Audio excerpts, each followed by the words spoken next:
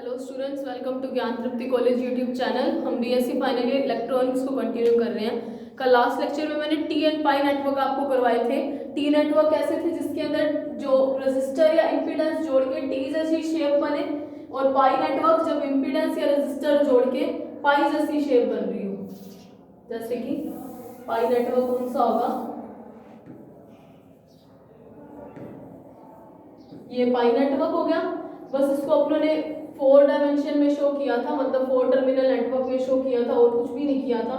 फिर मैंने आपको जो टी नेटवर्क था हमारा, उसके अंदर मैंने आपको जो रेजिस्टर या इम्पीडेंस थे उसको मैंने Z1, Z2, Z3 माने थे, और यहाँ पे मैंने ZA, ZB और ZC माने थे। मैंने कल आपको पाई टी नेटवर्क पूरा का पूरा सॉल्व करवा दिया था, जिसमें Z1, Z2 और Z3 की वैल्यू हमने निकाली थी। कैसे निकाला था? Z1 OC, Z2 OC निकाला, Z1 SC निकाला और Z2 SC निकाला। अगर ये वीडियोस आपने ये वाली लास्ट लेक्चर वाली वीडियो नहीं देखी तो फिर आज वाला लेक्चर आप नहीं कर पाओगे। तो पहले प्रीवियस वीडियो को देखना, जिसके अंदर मैंने टी एंड पाई नेटवर्क को आपको Z1 OC Z2 OC निकालना सिखाया।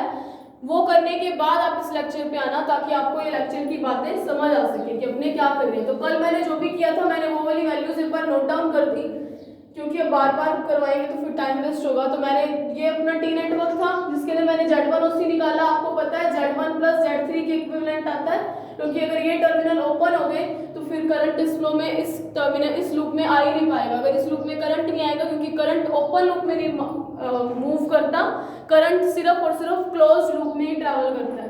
उसी तरीके से मैंने Z2 OC निकाला, Z1 SC निकाला और Z2 SC निकाला। फिर मैंने क्या किया था, इस वाले में Z1 OC minus Z1 SC किया। तो मेरे पास इसको सोल्व करने पे Z3 की कुछ वैल्यू आई थी इन्हीं की टर्म में। उसी के बेसिस पे मैंने Z1 की वैल्यू निकाली और Z2 की वैल्यू निकाली। किस इक्वेशन से? इससे और इससे। ठीक है, तो ये मैंने पाई टी नेटवर्क सोल्व करवाया था, और कल मैंने जो पाई नेटवर्क था उसकी जो भी वैल्यूज मैंने कल आपको फाइंड आउट करवाई थी वो वैल्यूज मैंने आज यहाँ पे नोट डाउन कर दी, ताकि हमारा ज्यादा टाइम यूज ना हो। ठीक है,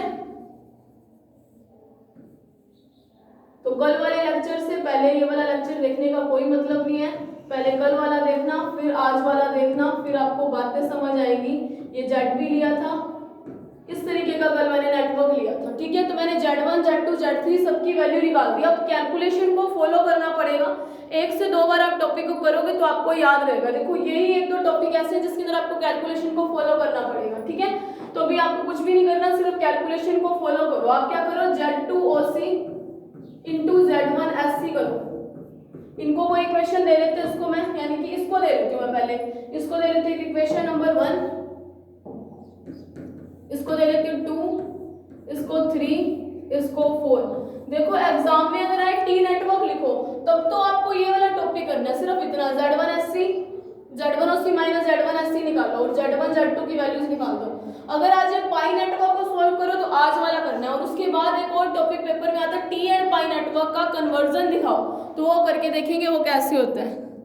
देखो अगर अपने Z2 OC into Z1 SC करेंगे तो अपने पास क्या बनेगा, इसको कोई इक्वेशन दे लो, इसको 5 दे लो, इसको 6 दे लो, इसको 7 दे लो और इसको 8 दे लो। ठीक है, ये कल वाली इक्वेशंस मैंने कल ये निकालना सिखाया था और आज मैंने यहाँ पे डायरेक्ट नोट कर दिया। अगर मैं Z2 OC into Z1 SC करूँ तो मुझे पता वो वैल्यू क्या है, ZC bracket ZA plus ZB over में ZA plus ZB plus ZC into ये वाली टर्म बचेगी ZC, सॉरी ये वाली नहीं, ये वाली ZA ZB ओवर में ZA प्लस। सिंपल मैंने क्या किया, मल्टीप्लाई किया इंटू ZA ZB ओवर में ZA प्लस ZB। तो ये एक इक्वेशन बनी, इसका मल्टीप्लाई कर लो। ZC का अंदर जब आप मल्टीप्लाई करोगे तो आपके पास कुछ पर्टिकुलर वैल्यू बनेगी, तो वो जो भी वैल्यूज होंगी वो अपने मल्टीप्लाई कर लेते। मैं नेक्स्ट स्लाइड पे इसको कर रही हूँ क्योंकि अभी स्पेस नहीं है इधर। ठीक है,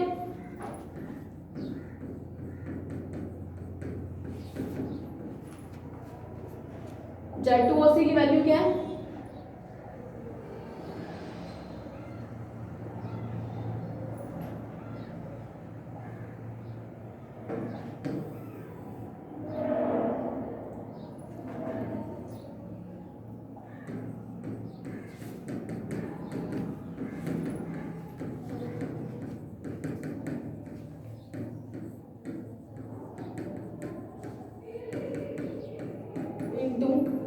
Z A Z B over में Z A plus Z B, ये चीज बनी। अगर ये चीज बनी तो देखो जो चीज कटती है वो काट दो, ये वाला टर्म और ये टर्म आपस में कैंसिल आउट हो गए, तो मतलब बचा क्या, Z A Z B Z C over में Z A plus Z B plus Z C, यानी Z2OC इंटू Z1SC की वैल्यू कुछ आपके पास आ गई।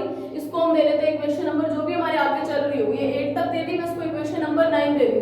देखो इस टॉपिक को करने के लिए स्टेप्स आपको हर हालत में ध्यान रखने पड़ेंगे, नहीं तो आप सॉल्व करते रहोगे काफी लंबा प्रोसीजर खींच लोगे, उसके बाद आपको रिजल्ट निकलेगा। रिजल्ट तो नो डाउट आप निकाल लोगे, Z1 Z2 Z3 की वैल्यू किसी भी तरीके से निकाल लोगे, लेकिन अगर आप स्टेप्स को ध्यान रख के करते हो तो आपके लिए ज्यादा इजी आएगा। अब देखो अपने क्या करेंगे, जैसे मैंने यहाँ पे Z1OC माइनस Z1SC किया था, सिमिलरली इधर भी Z1OC माइनस Z1SC कर लेते हैं। नाउ जो भी इक्वेशन हो, इक्वेशन नंबर 5 माइनस ये 5 थी ना Z1OC की, 5 minus Z1SC that is 5 minus 7, तो 5 माइनस 7 करूं यानी Z1OC माइनस Z1SC। ये आप लास्ट टॉपिक टी नेटवर्क में भी कर चुके हो, कैलकुलेशन फॉलो करना मस्ट है इस टॉपिक में। अगर नहीं कर रहे हो तो फिर आप इसको सॉल्व कर लेना अपने तरीके से, आप काफी लंबा प्रोसीजर ले लोगे।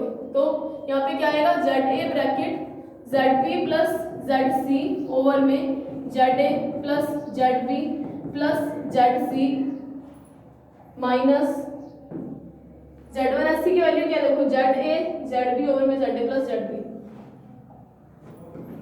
ZA ZB over ZA plus ZB। अब इसको सॉल्व करते हैं, मैं इसको ये दो जो स्टेप्स थे उसको मैं आगे लेके जा रही हूँ, ठीक है। अब इसको सॉल्व करके देखते हैं क्या आता है, Z1OC माइनस Z1SC, इसकी वैल्यू अब कैसे सॉल्व करें, एलसीएम ले लेते हैं अपने, यानी ZA प्लस ZB और एलसीएम क्या आएगा, multiply by ZA plus ZC यानी ZB प्लस ZC, एलसीएम ले लिया इसका और इस टर्म का, ठीक है।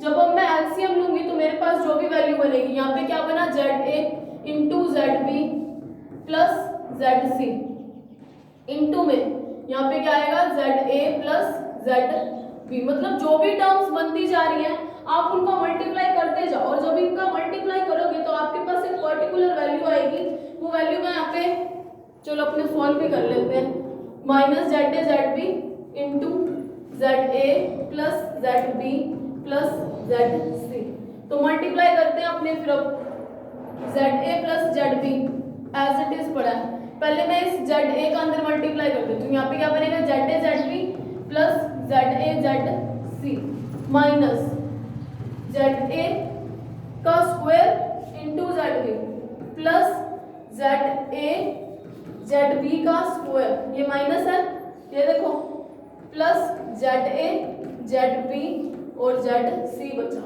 अपॉन में, ये as it is ZA plus ZB multiplied by ZA plus ZB plus ZC।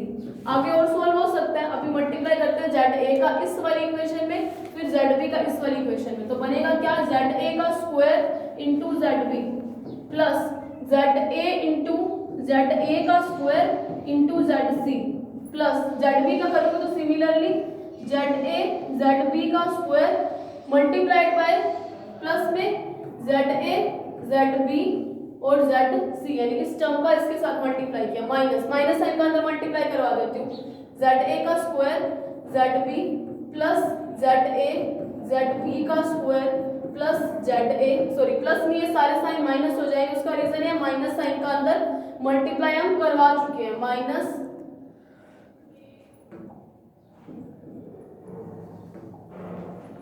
ZA ZB ZC। देखो इतनी सारी कैलकुलेशन अगर आपको देखने में प्रॉब्लम हो रही हो तो आप इसको अपनी नोटबुक में करके देखना, आपसे यही चीजें निकलेंगी जैसे मैंने मल्टीप्लाई किए,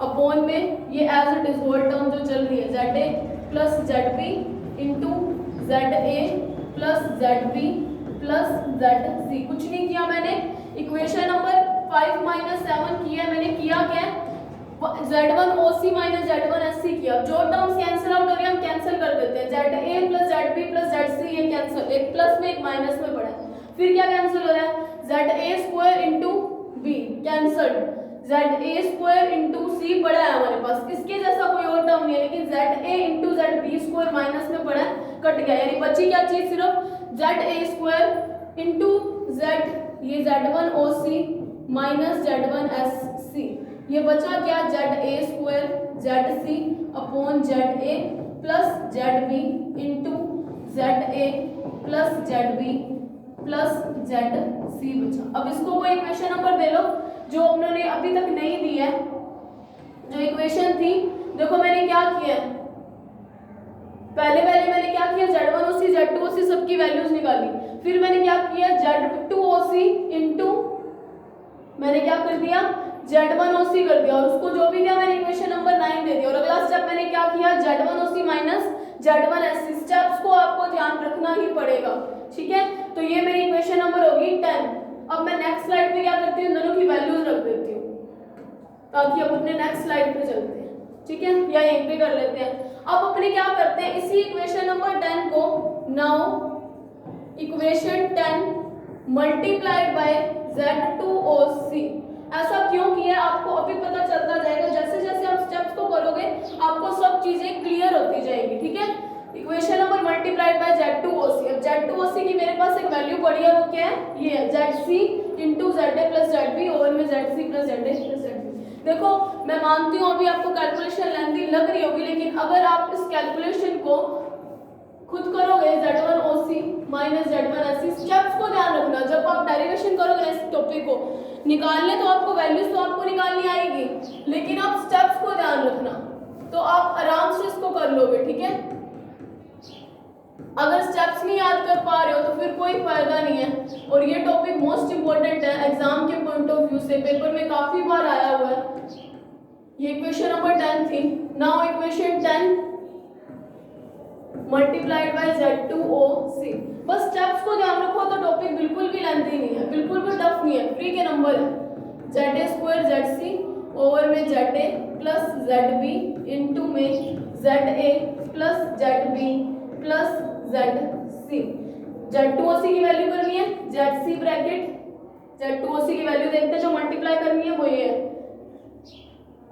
ऐसा करने का रीजन आपको अभी पता चलेगा।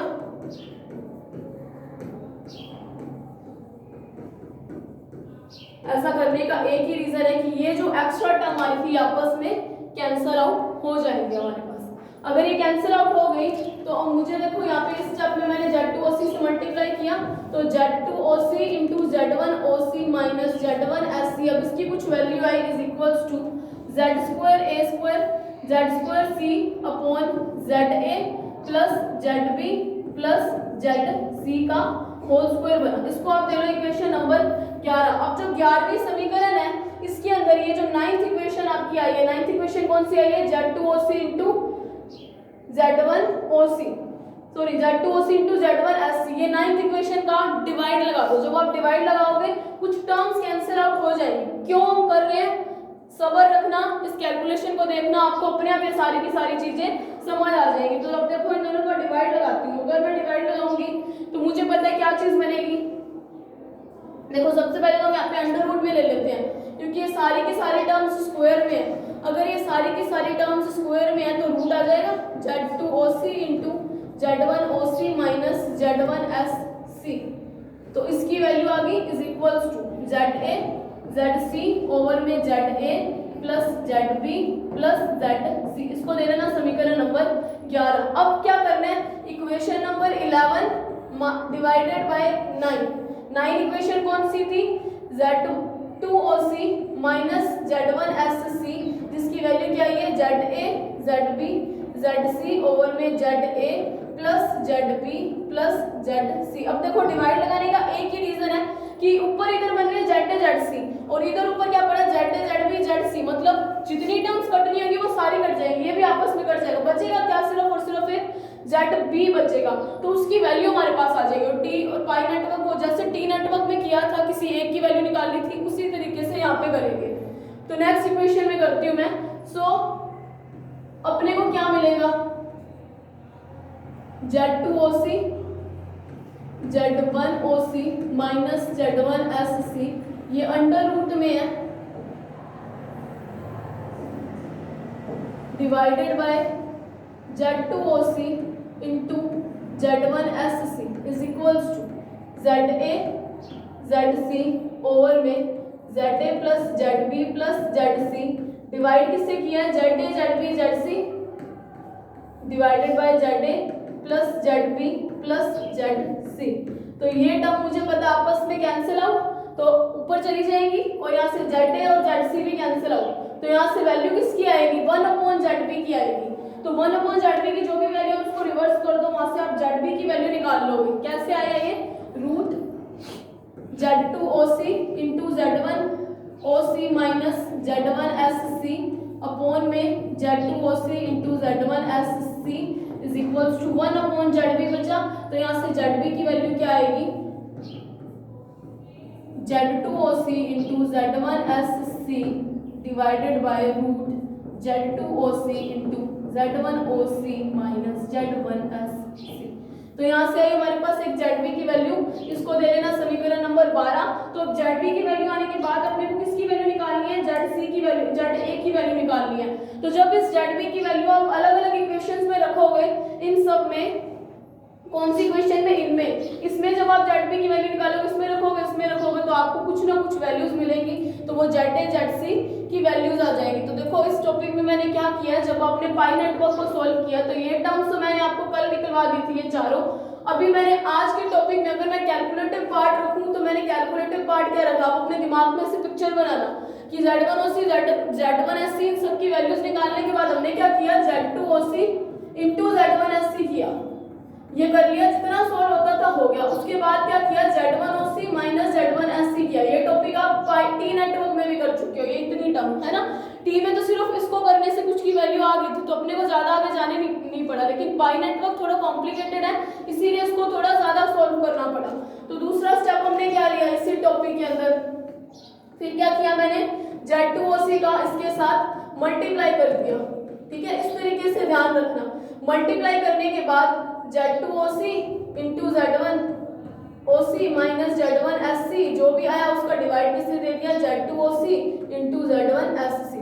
डिवाइड देते ही मेरे पास ZB की कुछ वैल्यू आई, फिर उस वैल्यू को हम क्या करेंगे, समीकरण 5, 6, 7, 8 में रखने पर अलग अलग सॉल्व करेंगे, तो हमारे पास एक पर्टिकुलर वैल्यू आ जाएगी। तो अभी के लिए पाई नेटवर्क कंप्लीट होता है यहाँ पे। अब अपने हमारे नेक्स्ट टॉपिक पे चलते हैं, टी नेटवर्क का, टी का पाई में रूपांतरण, यानी कि transformation of T network into pi network. तो ये टॉपिक भी आपके पेपर में बहुत बार आया हुआ, ठीक है। तो अब इसके लिए भी आपको जब अगर आपके पास पेपर में आता है टी नेटवर्क का पाई नेटवर्क में रूपांतरण, सिर्फ इतना क्वेश्चन आता है, तो आपको क्या करना है, टी नेटवर्क का डायग्राम बना देना है, ठीक है। टी का नेटवर्क किस तरीके से, टी शेप से,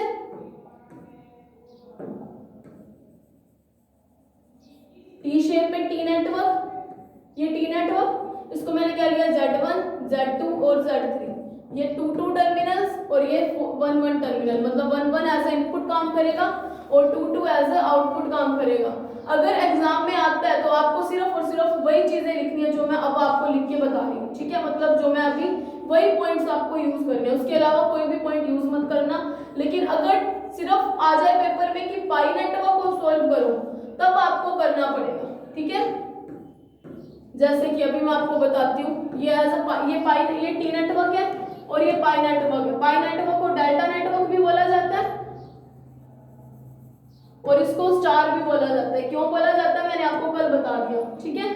तो अगर आए टी नेटवर्क सॉल्व करो, तब आपको करना है ये वाला, ये वैल्यूज निकाल के Z1OC माइनस Z1SC करके आपके पास Z3 की कुछ वैल्यू आएगी, फिर उसी वैल्यू से इन इक्वेशंस को थोड़ा सिंप्लीफाई करके Z2 Z1 की वैल्यू आ जाएगी आपके पास। अगर आए सिर्फ पेपर में पाई नेटवर्क को सॉल्व करो, पाई नेटवर्क के लिए प्रतिबाधाओं का मान निकालो, तब आपको ये टॉपिक करना है जिसके अंदर आपको Z1OC Z2OC की तो वैल्यू हर केस में निकालनी है, लेकिन ये 5 स्टेप आपको फॉलो करने हैं, ये 4 स्टेप। और अगर आज टी को पाई में रूपांतरित करो तो अब वाले स्टेप करने हैं, कौन से, अभी मैं आपको बता दूं। देखो 3-4 वैल्यूज जो मैंने टी नेटवर्क और पाई नेटवर्क को सॉल्व करके निकाली थी, Z1OC Z2OC Z1SC Z2SC, इन सब की वैल्यूज मैं यहाँ पे लिख देती हूँ, क्योंकि देखो बार बार अगर मैं आपको सॉल्व करके दिखाऊंगी तो आपने एक बार प्रीवियस लेक्चर में समझ लिया, आज आपको वो आता है, तो एक बार के लिए मैं उन वैल्यूज को लिख देती हूँ। देखो, टी नेटवर्क को पाई नेटवर्क में या पाई को टी में बदलना एग्जाम में आता है, तो बार बार उन टॉपिक्स, उन चीज़ों को मैं आपको बार बार एक्सप्लेन करने से बेटर मैंने एक बार लिख दिया, ठीक है। कल मैंने बहुत अच्छे से इसको एक्सप्लेन किया था कि कैसे आप सिर्फ Z1 OC निकालोगे, कैसे आप सिर्फ Z1 SC निकालोगे। OC का मतलब होता है ओपन सर्किट एंड SC का मतलब होता है शॉर्टेड सर्किट। SC का मतलब सिंपल एक तार लगा दो आप जहाँ पे अपने जिस टर्मिनल को शॉर्ट करना है। 1OC मतलब 1 पे तो क्या लगाओ, सोर्स लगाओ। OC का मतलब दो को खुला छोड़ दो, मतलब जो नंबर यहाँ पे लिखा है उसके ऊपर आपको सोर्स लगाना है और जो नहीं लिखा हुआ उसके साथ वही करना है जो बोला गया। अगर OC बोला गया मतलब दो टर्मिनल को ओपन करना है। अगर SC बोला गया मतलब Z1 SC बोला मतलब जो नंबर नहीं लिखा गया उसके अपोजिट के साथ वो काम कर दो। Z1 SC लिखा हुआ मतलब 2 को शॉर्ट कर दो। शॉर्ट करने का मतलब क्या होता है, वोल्टेज ड्रॉप को जीरो करना या फिर सेम रखना, वोल्टेज ड्रॉप को जीरो करना ही होता है। वैसे एक प्लेन वायर लगा दो या फिर शॉर्टेड का मीनिंग ये है कि प्लेन वायर लगा दो, वोल्टेज ड्रॉप को जीरो रखना, मतलब वहाँ पे कोई रेजिस्टेंस नहीं रहना चाहिए। जैसा कि आपने पाई नेटवर्क में और भी अच्छे से समझा होगा Z1 SC और Z2 SC को, जब अपनों ने ZC और ZA को हटाया था क्योंकि वहाँ पे कुछ ना कुछ वोल्टेज ड्रॉप आता उस रेजिस्टेंस के कारण सेम लेंथ की वायर्स पे। तो Z1OC का भी आपने समझ लिया कि 2 टर्मिनल को ओपन कर दो। जैसे Z1OC में दो टर्मिनल को ओपन करोगे तो इस टर्मिनल में तो कभी करंट आएगा ही नहीं इस लूप में। क्यों? क्योंकि इस लूप में क्या है, ओपन लूप है। ओपन लूप में करंट नहीं जाता, करंट हमेशा क्लोज्ड लूप को ही ट्रेवल करता है, क्लोज्ड लूप को ही फॉलो करता है। तो अभी अपनों ने 2 टर्म लिखी मैंने, जो कल नोटबुक से मैच कर लेना चाहे। जो कल मैंने टी नेटवर्क में Z1OC की वैल्यू निकाली थी वो ये है, और जो मैंने पाई नेटवर्क में Z1OC की वैल्यू निकाली थी वो ये। Z1OC की जैसे टी नेटवर्क में वैल्यू बता देती हूँ कि इसको ओपन रखना मतलब करंट आया, इधर आया, अलग पेन से देखते हैं, करंट आया इधर आया, इधर मैंने सोर्स कनेक्ट कर दिया, मतलब इधर आया Z1 में गया, इसके पास इस नोड पे वो डिवाइड हुआ, या तो इस जगह पे जाए या इस जगह पे, दोनों में डिवाइड होता है, लेकिन इस जगह पे कभी नहीं जाएगा क्योंकि ये कैसा है, ओपन है। तो ओपन सर्किट में करंट ट्रेवल नहीं करेगा, तो करंट आया आया आया, इसी लूप के अंदर वो ट्रेवल करता रहेगा। इसीलिए जो टोटल इंपीडेंस निकाला वो यही दो वर्क करेंगी, किसको, करंट के फ्लो को रोकने में। तो ये दो वर्क करेंगी, तो ये एज अ सीरीज कॉम्बिनेशन में जुड़ी है, तो मैंने वैसा का वैसे लिख दिया।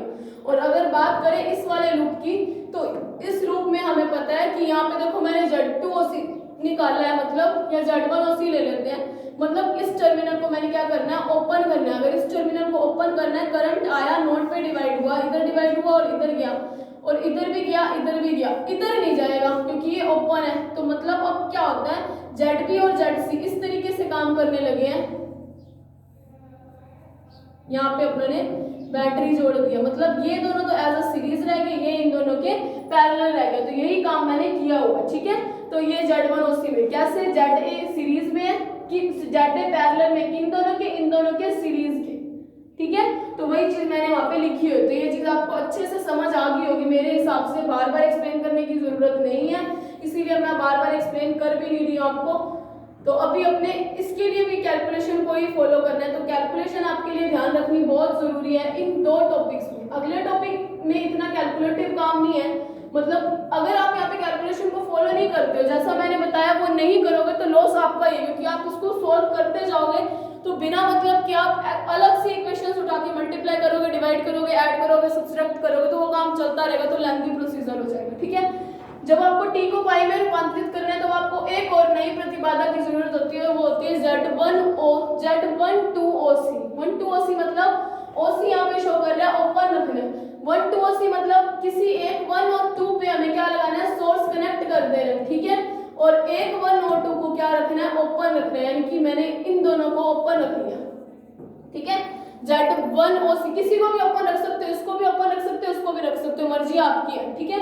अब मैंने क्या किया, नीचे वाले दोनों टर्मिनल को ओपन रख दिया, ऊपर वाले 12OC मतलब जैसा नंबर लिखा उसके साथ मैंने सोर्स कनेक्ट कर दिया। अब आया करंट, आया इस सोर्स से, यहाँ पे गया, यहाँ पे आया, नोड पे करंट डिवाइड हुआ, इधर गया और इधर गया। अब देखो ये वाला तो सारा सर्किट ही क्लोज है, इधर तो कुछ है ही नहीं, मतलब करंट के इधर जाने की पॉसिबिलिटी नहीं है। क्यों? क्योंकि ओपन सर्किट, तो करंट आया, इधर आया, इधर आया, इधर जो भी करंट आएगा वो आएगा ही नहीं, यानी I इज इक्वल टू 0 जगह करंट इधर जाएगा, तो इसी ऊपर वाले सर्किट के अंदर ट्रेवल करता रहेगा। तो Z1OC के अंदर, Z12OC के अंदर 2 ही इंपीडेंस वर्क कर रही है वो कौन सी, Z1 और Z2, और वो भी कैसे है, टी नेटवर्क में आपस में सीरीज में है। तो Z1 प्लस Z2 सीरीज में होता है तो रेजिस्टेंस जुड़ते हैं ना। तो सेम यहाँ पे करते हैं, यहाँ पे भी मैं क्या कर देती हूँ, किन्हीं दो को मैं ओपन रख लेती हूँ और किन्हीं दो के बीच में मैंने सोर्स कनेक्ट कर दिया। जब मैंने सोर्स कनेक्ट किया तो करंट आया, नोड पे डिवाइड हुआ, इधर भी गया, इधर भी नोड पे डिवाइड हुआ और इधर भी गया, ये टर्मिनल ओपन, तो करंट आया, इधर गया या इधर गया या इधर जाएगा या फिर इधर जाएगा, या इसकी पॉसिबिलिटी है वो इधर भी आ जाए, लेकिन इधर तो आ नहीं सकता क्योंकि ये टर्मिनल ओपन है, मतलब करंट इधर नहीं जा सकता, ना ही करंट इधर जा सकता, ये वाला भी ओपन है, मतलब करंट क्या करेगा। तो अगर मैं आपको अलग किसी पेन से दिखाऊं, अगर आपको कलर विजिबल हो तो करंट इधर किधर जा सकता है इस केस में, तो करंट इधर जाएगा, इधर जाएगा और इधर जाएगा, इसी लूप के अंदर घूमता रहेगा, लेकिन इधर नहीं आएगा और इधर भी नहीं, क्योंकि अब इधर एक लूप बन गया और एक इधर लूप बन गया, तो इन दोनों लूप के अंदर करंट नहीं जा सकता, लेकिन ये इसके साथ कनेक्टेड है इसीलिए इस लूप के अंदर करंट आ सकता है। तो अब इस केस में देखा जाए तो अगर मैं एक्स्ट्रा चीजें यहाँ पे रिमूव कर दें तो आप देखो यहाँ पे क्या बनता है,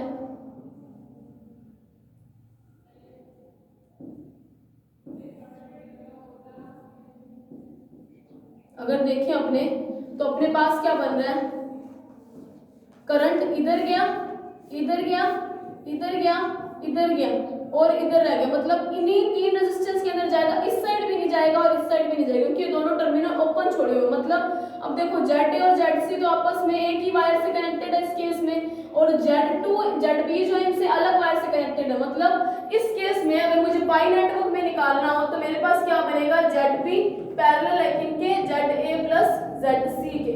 तो इसकी अगर मैं वैल्यू निकालूं तो उसकी वैल्यू कैसे निकलेगी, मैंने बोला था जब ऊपर लिखो तो सबका मल्टीप्लाई रख दो और नीचे क्या करो, सबको ऐड करके रख दो, और मैंने कल ये चीज आपको सॉल्व करनी भी सिखाई है।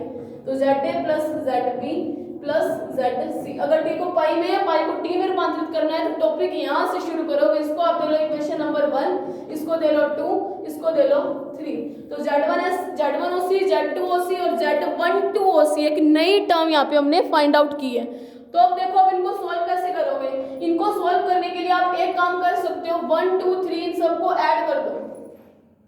अगर इक्वेशन 1 प्लस 2 प्लस 3 करो तो मेरे पास क्या बनेगा, 1 में क्या Z1 प्लस Z3 इधर, मतलब टी को एक साइड सॉल्व कर लो और पाई को एक साइड आप जोड़ दो, कॉपी गए सारे pages,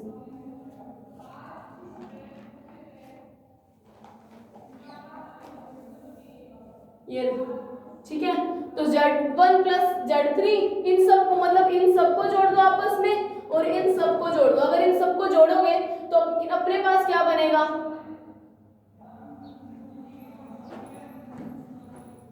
Z1 plus Z3 plus Z1 plus Z2 plus Z3, यही चीज बनेगी।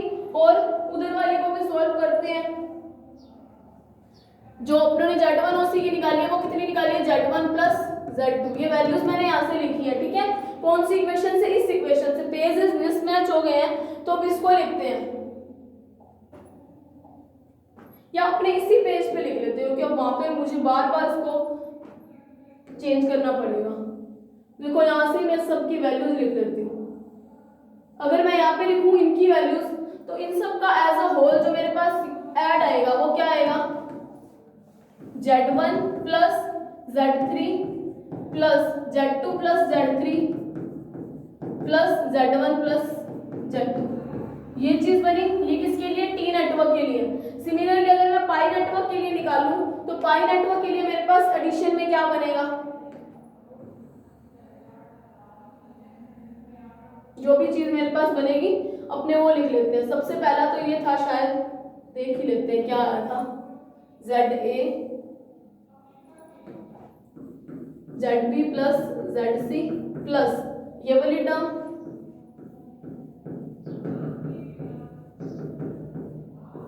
ZA प्लस ZB ओवर में ZA plus ZB plus ZC plus ये वाली जोड़ूंगी अब ZB ZA plus ZC over में ZA plus ZB plus ZC, इन सबको इक्वल में लिखते जाना, ठीक है। अब अगर मैं इसको लिखूं तो यहाँ से मेरे पास क्या बनेगा, Z1 प्लस Z1 यानी कि 2Z1 plus similarly Z2 plus Z2 2Z2 plus 2Z3 इसी तरीके से बनेगा। और इन सब में मेरे पास ZA plus ZB plus ZC क्या आ जाएगा, एलसीएम आ जाएगा। अगर एलसीएम आएगा तो इस ZA का मैं मल्टीप्लाई करूँ, ZA ZB plus ZA ZC, ठीक है, ये चीज बन गई। प्लस अब इस ZC का मल्टीप्लाई करके लिख लेती हूँ, ZA ZC plus ZC ZB plus अब इस ZB का मल्टीप्लाई करती हूँ, ZA ZB plus ZB ZC, ठीक है। अब ये वाली टर्म में भी देखो, यहाँ पे मेरे पास 2 कॉमन आ रहे हैं, Z1 plus Z2 plus Z3। और इधर देखो, अगर इधर भी आप देखो तो 2ZA ZB और 2ZA ZB यानी कि 2 ZA ZB बड़े आपस में जुड़ जाएंगे। सिमिलरली ZA ZC एक ये रहा और एक ये रहा, तो ये भी क्या बनेगा 2ZA ZC। Similarly ZC ZB एक ये रहा और एक ये बना, तो क्या बनेगा ZB ZC। कितने, ये भी 2 अपॉन में ZA plus ZB plus ZC। तो आगे देखते हैं क्या चीज बनेगा, कैलकुलेशंस यहाँ और कुछ भी नहीं है, तो यहाँ से भी 2 कॉमन आ गया, Z2 plus Z3 is equals to 2 common आया, ZA ZB plus ZB ZC plus ZA ZC over में ZA plus ZB plus ZC, 2 से 2 कैंसिल। तो यहाँ से Z1 plus Z2 plus Z3 की कुछ वैल्यू आ गई है, किसके equal, ZA ZB plus ZB ZC plus ZA ZC upon में ZA plus ZB plus ZC। इसको इक्वेशन नंबर दे लेना 4। कैसे, इसी टॉपिक में आपने 1 2 किसको दिए थे, Z1 OC Z2 OC और Z1 2 OC को दिए, किसको, इसको, ये 1 है, ये 2 है, ये 1 ये 2 और ये 3।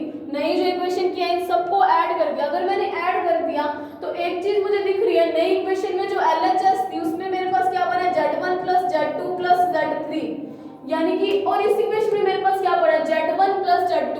तो मतलब अगर मैं इसको माइनस कर दूं यानी कि 4 में 1 को माइनस करूं तो मेरे पास इधर कुछ Z2 की वैल्यू आ जाएगी। क्यों, क्योंकि माइनस में Z2 Z1 प्लस Z3, तो Z1 और Z3 तो कैंसिल, तो सिर्फ Z2 की वैल्यू है। सिमिलरली अगर इसी 4 में मैं इस 2 को माइनस करूं तो किसी Z1 की वैल्यू आ जाएगी।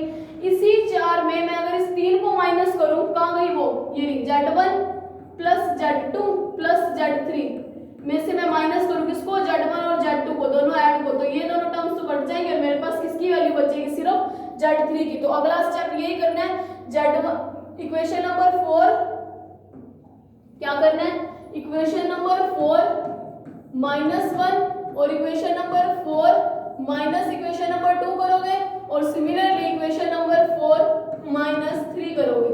जब इक्वेशन नंबर 4 -1 करोगे तो क्या करेगा, Z1 plus Z2 plus Z3 minus में किसको माइनस किया, 1 को, तो 1 इक्वेशन क्या थी, Z1 Z3। एक आपको सॉल्व करके दिखा रही हूँ, अगली आप खुद लिख, मैं यहाँ पे नोट कर दूंगी, ठीक है। इज इक्वल्स टू, इधर क्या बना, ZA ZB plus ZB ZC plus ZA ZC over में क्या है, ZA plus ZB plus ZC minus, इसके भी LHS को माइनस करूंगी इक्वेशन नंबर 1 के, तो ये चीज है, ठीक है। वो क्या है, ZA ZB plus ZC over में ZA plus ZB plus ZC। तो यहाँ से तो मेरे पास ये दोनों कैंसिल, तो यहाँ से किसी Z2 की वैल्यू है, Z2 की वैल्यू क्या है, ZA ZB plus ZB ZC plus ZC ZA minus, इन दोनों को मल्टीप्लाई कर देती हूँ, मेरे पास क्या आया, ZA एलसीएम भी लिया, ठीक है, ZA ZB plus ZB ZA ZC upon में ZA plus ZB plus ZC। तो ये टर्म देखो क्या क्या कट गया, ZA ZB कट गया, ZA ZC कट गया, मतलब Z2 की वैल्यू क्या आई है, ZB ZC upon ZA plus ZB plus ZC के इक्वल है। ये किसकी वैल्यू आई है, Z2। अब सिमिलरली जब 4 - 2 करोगे और 4 - 3 करोगे तो Z1 और Z2 की भी कुछ वैल्यू आ जाएगी, इसकी Z1 और Z3 की। तो जो भी वो वैल्यूज आएंगी उन वैल्यूज को आप सोल्व करो अपनी नोटबुक में, तो इस तरीके से देखो जो भी वो वैल्यूज आएगी 1 किसके इक्वल आएगा, ए बी और सी वाले के इक्वल आएगा, यानी जेड ए जेड बी और जेड सी की टर्म में आएगा। मतलब टी जो नेटवर्क था उसको किस में बदला, पाई नेटवर्क में। ये न्यूमेरिकल में आप सॉल्व कर सकते हो कि आपको किसी पाई नेटवर्क के Z A Z B Z C की वैल्यू दियो तो टी नेटवर्क में उसके इम्पीडेंस की वैल्यू निकालोगे। तो ये आपका होमवर्क है आज के लिए, आप 4-3 करोगे, ठीक है। इक्वेशन नंबर 4-2 और 4-1 देखो कुछ भी लेंथी नहीं है, बस बात ये कि थोड़ी सी कैलकुलेटिव जरूर है, आपको स्टेप्स को याद रखना पड़ेगा। तो टी नेटवर्क को पाई नेटवर्क में रूपांतरित करने का टॉपिक खत्म होता है, तो बाकी इसको नेक्स्ट लेक्चर में करेंगे। ये चीजें मैं आपको बता चुकी थी इसीलिए मैंने आज आपको बार बार नहीं बताया। करना यही है कि जो 4 नंबर इक्वेशन अपनों ने बनाई है कैसे इन सबको ऐड करके, जो अपनों ने इक्वेशंस ली है उन सबको ऐड करते जाएं, तो अपने पास जो इक्वेशन आई है ये इसमें ये चीज बनी थी, तो इस चीज को देख के पता चला कि उन इक्वेशंस को मैं माइनस करती जाऊं तो मेरे पास Z1 Z2 और Z3 की वैल्यूज आ जाएंगी। यही एक टॉपिक ऐसा जो थोड़ा कैलकुलेटिव है, आप नोटबुक में आप यहाँ से जब करोगे इस टॉपिक को तो आप ऐसे मत करना कि मेरी दिखाई हुई कैलकुलेशन करो, आप अपने आप कैलकुलेशन करना, और जब आप अपने आप कैलकुलेशन करोगे तब आपको ये सारी की चीजें इजी लगेंगी। तो आज के लिए इतना ही, थैंक यू वेरी मच। तो इक्वेशन नंबर 4-2 और 4-3 करके रखना। So thank you very much.